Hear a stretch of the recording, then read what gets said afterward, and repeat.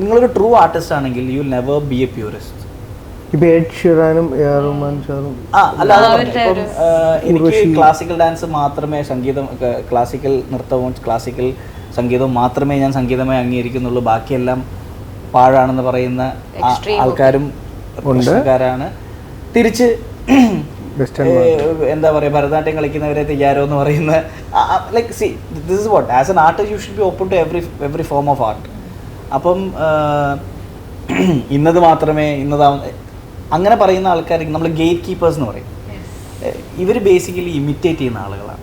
ഇവർക്ക് ഒറിജിനാലിറ്റി ഇല്ലാത്ത ആളുകളായിട്ടാണ് എനിക്ക് ഫീൽ ചെയ്തിട്ടുള്ളത്. ഇവർ നമ്മൾക്കിപ്പോൾ ഒരു കണ്ടന്റിനോട് അല്ലെങ്കിൽ merely by being a spectator people try to gatekeep. ഇപ്പം ഞാൻ ഗെയിം ഓഫ് ത്രോൺസ് എന്ന് പറയുന്ന സീരീസ് ഏറ്റവും ആദ്യം കണ്ട ആളുകൾ പിന്നീട് അത് ജനകീയമായപ്പം ഇപ്പം ഈ പറയുന്ന ഊളകളും കോളനികൾ എന്നൊക്കെയുള്ള പദം ഉപയോഗിക്കുമായിരുന്നല്ലോ, അങ്ങനത്തെ ടേം ഉപയോഗിച്ചാൽ ഇപ്പം എല്ലാവരും കണ്ടു തുടങ്ങി. ഞങ്ങളൊക്കെ കണ്ട സമയത്ത് ഇവിടെ താനെന്താ ചെയ്തത്, താനിത് കുറച്ച് നേരത്തെ കണ്ടു എന്നുള്ളല്ലാണ്ട് വേറൊരു ക്വാളിറ്റി ഒന്നും എനിക്കില്ല. അതായത് just because you got exposure to something a bit early that doesn't make you special or anything, you haven't contributed to anything എന്ന് പറയുന്ന പോലെ തന്നെയാണ്